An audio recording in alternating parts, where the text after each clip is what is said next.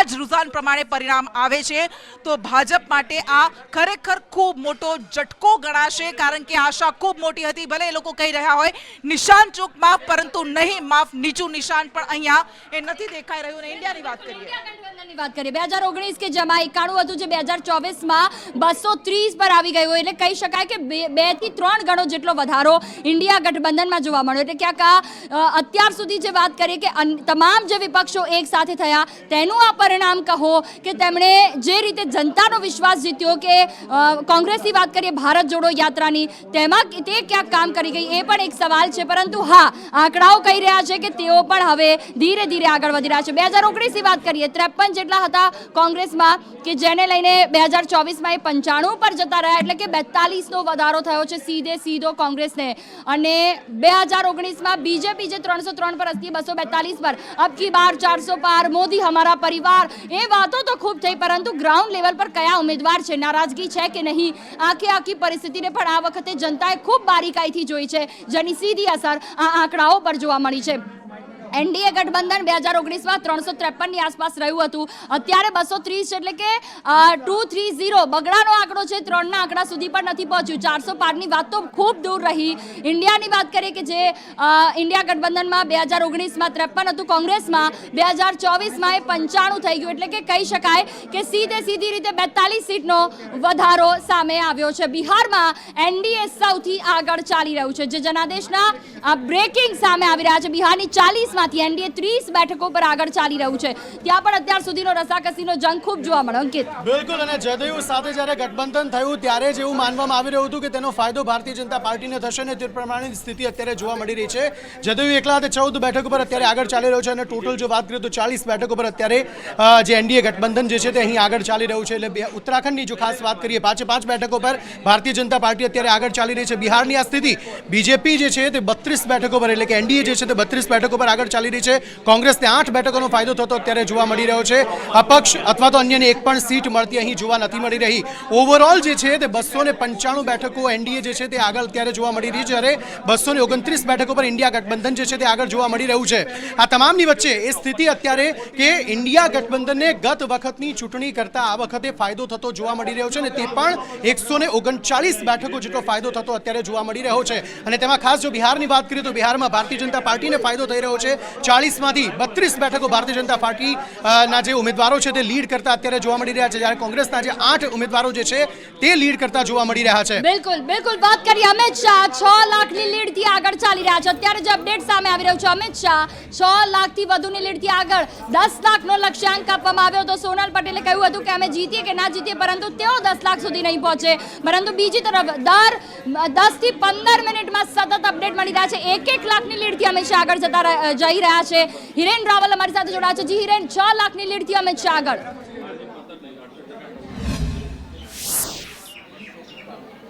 તો ટોટલ લગભગ 7 લાખ જેટલા કરતાં વધુ મતોની ગણતરી પૂર્ણ થઈ ચૂકી છે, અને એમાં 6 લાખથી વધુ મત અમિત શાહે મેળવ્યા છે. એટલે ઓવરઓલ જોઈએ તો જે 13 લાખની ટોટલ મતદાન હતું એના 50% કરતાં વધુ મત માત્ર ને માત્ર અમિત શાહને મળ્યા છે, અને એટલા જ માટે આ ગાંધીનગર બેઠક ઉપરથી અમિત શાહની જીત છે એ નિશ્ચિત અત્યારે હાલ દેખાઈ રહી છે. કોંગ્રેસની જે લીડ છે એ કોંગ્રેસ માત્ર 1.5 લાખથી 2 લાખ સુધીના જ મતો મેળવી શકી છે. નોટાને 10,000 કરતાં વધુ મત મળ્યા છે. એટલે ઓવરઓલની સ્થિતિ જોતા ગાંધીનગર બેઠક ઉપરથી અમિત શાહની જીત છે તે નિશ્ચિત અત્યારે થઈ ચૂકી છે. માત્ર ને માત્ર જે ઔપચારિકતા બાકી છે, જે વિધાનસભાઓની ગણતરી બાકી છે, એ વિધાનસભાની ગણતરી પૂરી કરી અને હવે જે 3 થી 4 લાખ મતોની ગણતરી બાકી છે એ મતગણતરી પૂર્ણ કર્યા બાદ સત્તાવાર રીતે એમની જીત જાહેર કરવામાં આવશે.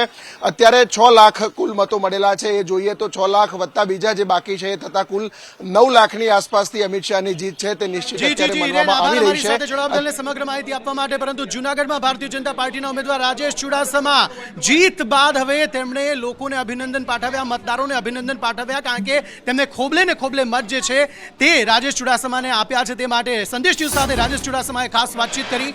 શું કહ્યું રાજેશ ચુડાસમાએ તે સાંભળીએ. જૂનાગઢમાં ભાજપના ઉમેદવાર રાજેશભાઈ ચુડાસમાએ ત્રીજી વખત હેટ્રિક કરી છે અને ખાસ કરીને 1 લાખ કરતાં પણ વધારે મતથી જીત્યા છે. આપણી સાથે રાજેશભાઈ ચુડાસમા છે. રાજેશભાઈ ચુડાસમા, પહેલાં તો ખૂબ ખૂબ અભિનંદન તમને કે 1 લાખ કરતાં પણ વધુ મતથી તમે જીત્યા છો. ખાસ કરીને હવે કયા પ્રકારનું તમે કહો છો, કયા પ્રકારની રણનીતિ હતી અને શું જોઈને લોકોએ મત આપ્યા છે?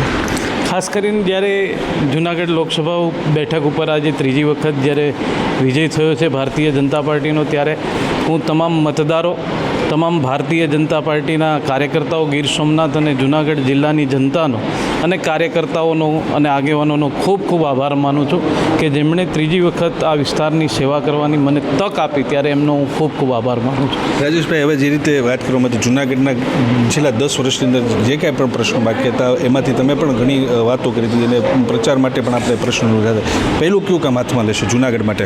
ખાસ કરીને જ્યારે જૂનાગઢ જિલ્લામાં જે કેન્દ્ર સરકારના પ્રશ્નો હતા એ અમે પૂર્ણ કર્યા છે, પણ સાથે સાથે જૂનાગઢને ફાટક લેસ કરવું, વિસાવદર રેલવે સ્ટેશનના બ્રોડગેજનું કન્વર્ઝેશન કરવું, આ પ્રશ્નો મુખ્ય હતા. એટલે એમને કારણે આ વખતે અમે પ્રથમ પ્રાયોરિટી અમારા રેલવે પ્રોજેક્ટોને આપી અને આ વિસ્તારમાંથી અમે શરૂઆત કરીશું.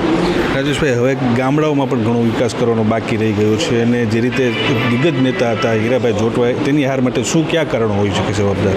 હંમેશા મેં કીધું એમ કે હું જ્યારે ચૂંટણી દરમિયાન કહેતો હતો કે આ વિસ્તાર એ ભારતીય જનતા પાર્ટીને ભરેલો વિસ્તાર છે. દેશના પ્રધાનમંત્રી નરેન્દ્રભાઈ મોદીની જે યોજનાઓ છે એ યોજનાઓની અસર નીચે લોકો સુધી પહોંચી છે અને એમના જીવનમાં પરિવર્તન થયું છે.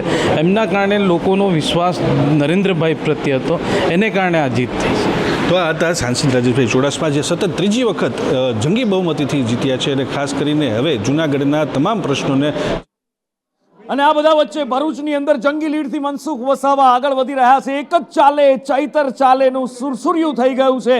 ગુજરાતીમાં જૂની કહેવત છે, ગાજે મેઘ વરસે નહીં, અને એવું જ અત્યારે દેખાઈ રહ્યું છે. ભરૂચ લોકસભા બેઠક ઉપર જૂનો જંગ વસાવા વર્સિક વસાવાનો, પણ ચૈતર વસાવા વસીમ મલિક સાથે છે મારા સહયોગી સંવાદદાતા. વસીમ, ચૈતર વસાવા તમારી સાથે છે. ગાજા ખૂબ, પણ ચૈતર વરસતા નથી દેખાયા.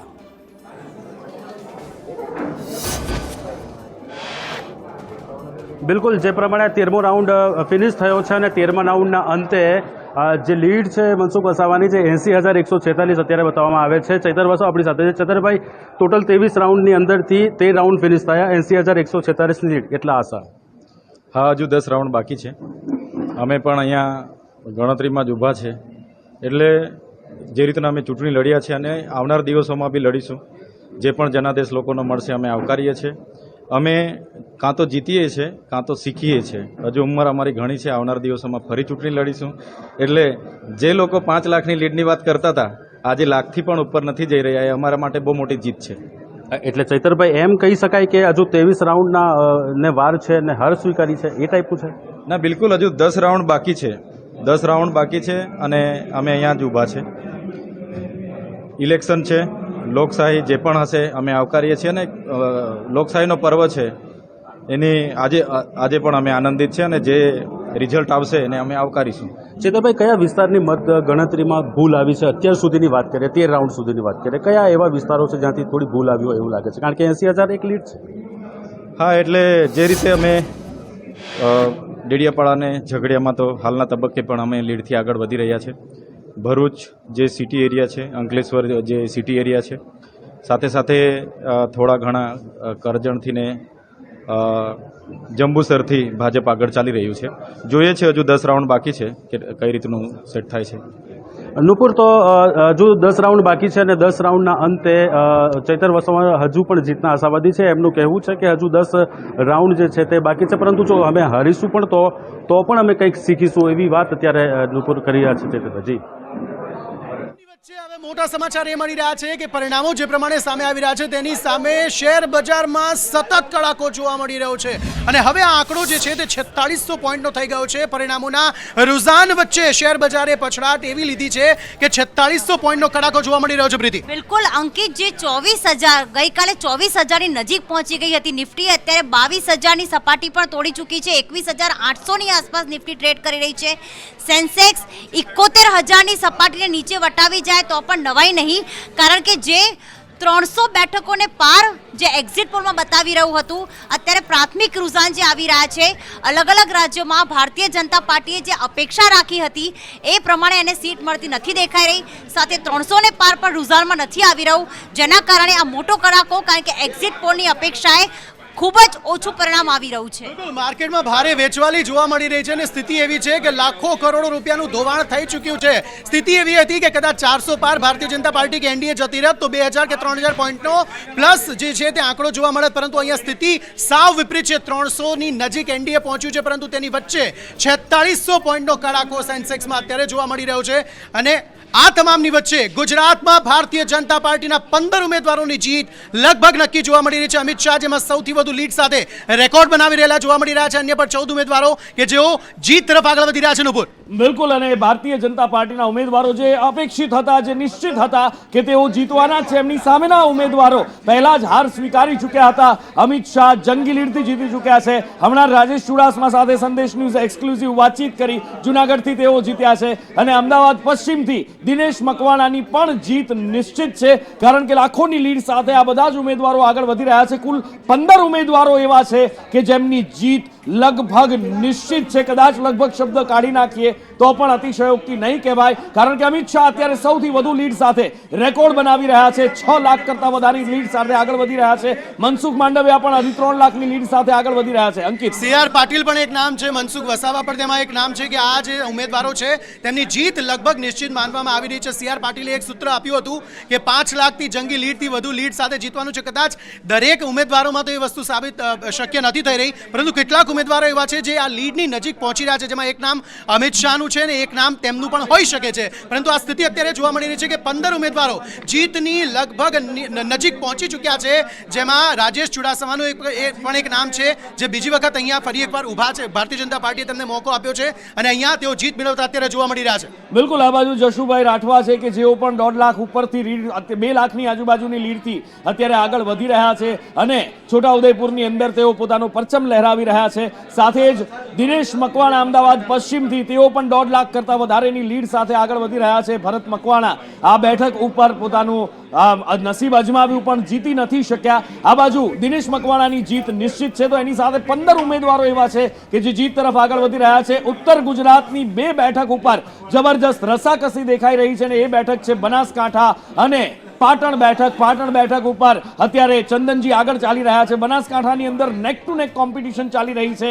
ગેનીબેન રેખા ચૌધરીને પાછળ છોડીને અત્યારે આગળ નીકળી ગયા છે. અંકિત, શરૂઆતથી જ જોવા મળી રહ્યું છે કે આ બેઠક ઉપર નેક ટુ નેક કોમ્પિટિશન દેખાઈ રહી છે. ક્યારેક રેખાબેન આગળ, ક્યારેક થોડા માર્જિનથી ગેનીબેન આગળ, પણ પાટણ બેઠક ઉપર ચંદનજી જાણે જીતનો પરચમ લહેરાવા આગળ વધતા હોય એ રીતે આગળ વધી રહ્યા છે. બિલકુલ, ઉત્તર ગુજરાતની આ 2 મહત્વપૂર્ણ બેઠક કે જેમાં પહેલેથી એવું લાગતું હતું કારણ કે કાંટી ટક્કર એટલા માટે કારણ કે બનાસકાંઠામાં બનાસની બહેન તે રીતે આગળ વધી રહ્યા હતા, પ્રચાર કરી રહ્યા હતા. આ તમામની વચ્ચે એક મોટા સમાચાર એ મળી રહ્યા છે. 5200 પોઈન્ટનો કડાકો અત્યારે જોવા મળી રહ્યો છે. ધીરે ધીરે કરીને હજારો પોઈન્ટ સુધી આ કડાકો જે છે તે જોવા મળી રહ્યો છે. 5300 પોઈન્ટનો કડાકો, એક સેકન્ડમાં 100 પોઈન્ટનો કડાકો જે છે તે સેન્સેક્સમાં અત્યારે જોવા મળી રહ્યો છે. પ્રીતિ, સૌથી મોટી વાત એ છે કે જે સૌથી મોટી બેંકો છે, SBI અત્યારે 150 પોઈન્ટ ડાઉન છે, રિઝર્વ બેંક ઓફ ઇન્ડિયા અત્યારે 200 પોઈન્ટ ડાઉન છે, HDFC બેંક 100 પોઈન્ટ ડાઉનમાં અત્યારે ચાલી રહી છે, એક્સિસ બેંક છે, તમામ બેંકો અત્યારે ઊંધામાં છે, પછડાઈ છે. કેનેરા બેંક છે. સાથે અમિત શાહે જે સંસદમાં કહ્યું હતું કે LIC ના શેર ખરીદી લો, આગળ આવશે, પણ LIC જે 1100 પોઈન્ટ થઈ ગયું હતું અત્યારે 1000 પોઈન્ટની પણ નીચે આવી ગયું છે. અને IRCTC જે રેલવે કહેવાય છે એ પણ 200 પોઈન્ટ ડાઉન અત્યારે શેર ચાલી રહ્યું છે. એટલે કે સરકારી જે પણ બેંકો છે, સરકારી જે પણ કંપનીઝ છે, એ તમામ ભેલ હોય, સેલ હોય, એ બધા 50 પોઈન્ટના નીચે ચાલી રહ્યા છે, કારણ કે એક્ઝિટ પોલની અપેક્ષામાં ખૂબ જ ઓછું પરિણામ અત્યારે સામે આવી રહ્યું છે. 10%ની સર્કિટ વાગી હોય તેવું લાગી રહ્યું છે. સેન્સેક્સમાં 5600 પોઈન્ટનો કડાકો અત્યારે જોવા મળી રહ્યો છે. PSU સેક્ટર હોય, ગવર્મેન્ટ સેક્ટર હોય, કોઈ બી સેક્ટર કેમ ન હોય, અત્યારે કડાકો જોવા મળી રહ્યો છે. 30 લાખ કરોડથી વધારેનું ધોવાણ આ સ્થિતિમાં અત્યારે જોવા મળી રહ્યું છે, કારણ કે જેટલા પોઈન્ટ જેટલા હજી વધી રહ્યા છે તેટલું ધોવાણ જે છે, કારણ કે ભારે વેચવાલી અત્યારે જોવા મળી રહી છે. જે લોકો પોતાના શેર રાખીને બેઠા હતા એ તમામ લોકો વેચી રહ્યા છે ને એવું કહી રહ્યા છે કે કદાચ આના આમાંથી પણ જો વધારે બજાર જે છે તે નીચે જાય તો વધારે તેમને નુકસાન થશે અને કદાચ આ પોઈન્ટને રિકવર થતાં પણ હજી કેટલાક દિવસો અથવા તો કેટલાક મહિનાઓ સુધી લાગી શકે. બિલકુલ, અને બજાર જે ઊંધા માથે પડ્યું છે એનું કારણ છે આ 298 નો આંકડો, અને એના કરતાં પણ મોટું કારણ છે ભારતીય જનતા પાર્ટીનો 243 નો આંકડો. કારણ કે જે પાર્ટી 2019માં 303, 282 2014 ની અંદર, અને આ બધું વચ્ચે પુરુષોત્તમ રૂપાલાની જીત થઈ ચૂકી છે. જે બેઠક સૌથી વધારે ચર્ચામાં રહી આખી ચૂંટણીની અંદર, એ પરસોત્તમ રૂપાલા જીતી ચૂક્યા છે. આ વખતે રાજકોટ બેઠક ઉપરથી ક્ષત્રિય આંદોલન તેમના એક બોલના કારણે થયું હતું, એક વાક્યના કારણે, અને એવી એક આશા કોંગ્રેસ પાર્ટીને જાગી હતી કે આ આંદોલનની અમને ફાયદો મળી શકે છે, એટલા માટે જ પરેશ ધાનાણીને મેદાનમાં ઉતારવામાં આવ્યા. પણ એ આશા કોંગ્રેસની ઠગારી નીકળી.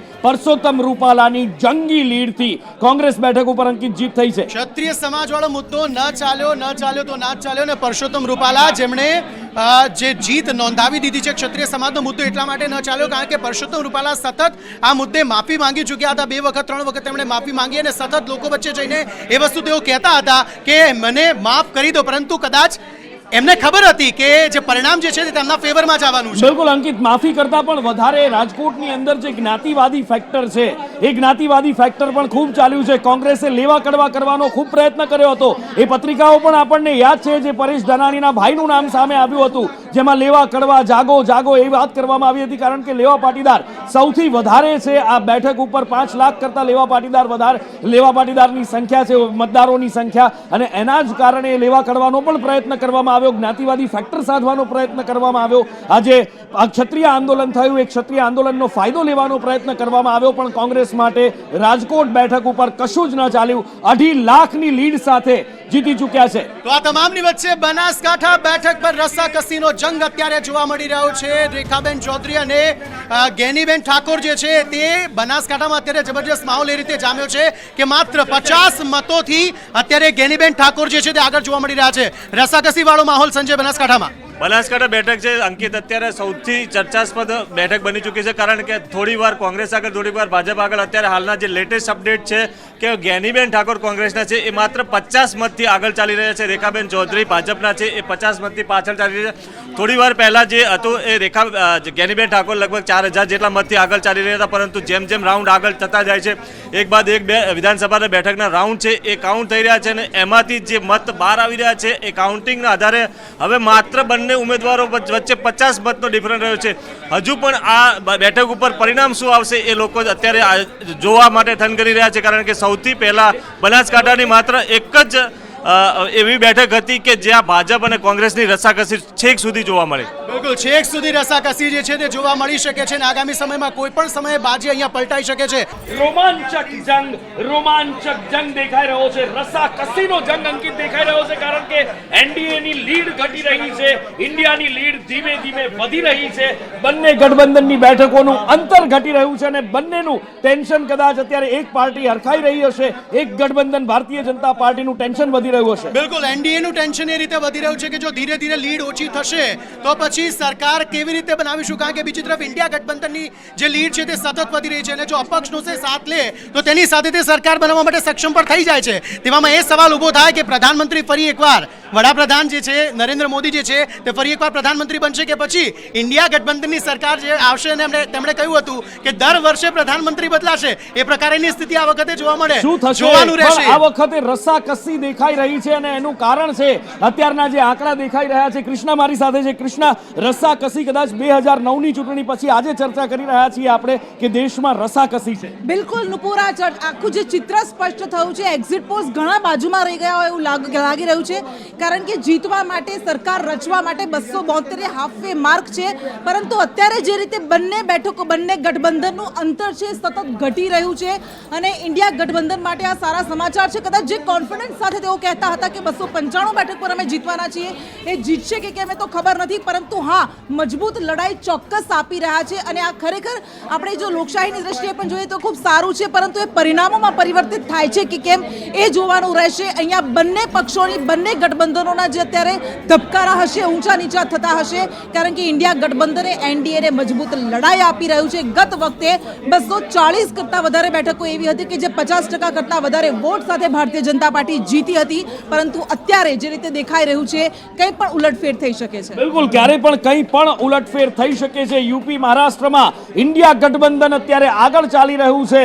એનડીએ કે ઇન્ડિયા, હવે સવાલ ત્યાં આગળ આવીને ઊભો રહી ગયો છે અત્યારે, કારણ કે 298 પર અત્યારે એક સારી એવી સરસાઈ છે, પણ ધીમે ધીમે એ 298 માંથી આંકડો ઘટી રહ્યો છે. 300 ની આસપાસ, 300 પાર કરી ગયેલો આંકડો ઘટી રહ્યો છે. અને આ બાજુ અંકિત, ઇન્ડિયા ગઠબંધનમાં 226 છે, એ આંકડો ધીમે વધતો દેખાય છે. બિલકુલ, અને બે એ રાજ્ય કે જેમાં મહત્વપૂર્ણ ફેક્ટર અત્યારે ભજવી રહ્યા છે તે યુપી અને મહારાષ્ટ્ર છે, કારણ કે બંનેમાં ઇન્ડિયા ગઠબંધન જે છે તે લીડ મેળવતા જોવા મળી રહ્યા છે. અને આ જ અંગે ચર્ચા પણ કરીએ. સ્ટુડિયોમાં આપણી સાથે ગેસ્ટ પેનલ પણ ઉપસ્થિત છે. આ તમામની વચ્ચે અત્યારે જે પરિસ્થિતિ અત્યારે સર્જાઈ રહી છે કે 298 બેઠક પર અત્યારે એનડીએ જે છે તે લીડ મેળવી રહી છે, પરંતુ ઇન્ડિયા ગઠબંધનની લીડ જે છે તે અત્યારે સતત વધી રહી છે. બિલકુલ, ઇન્ડિયાની લીડ વધી રહી છે. શું થઈ શકે, શું થાય, શું ફેક્ટર છે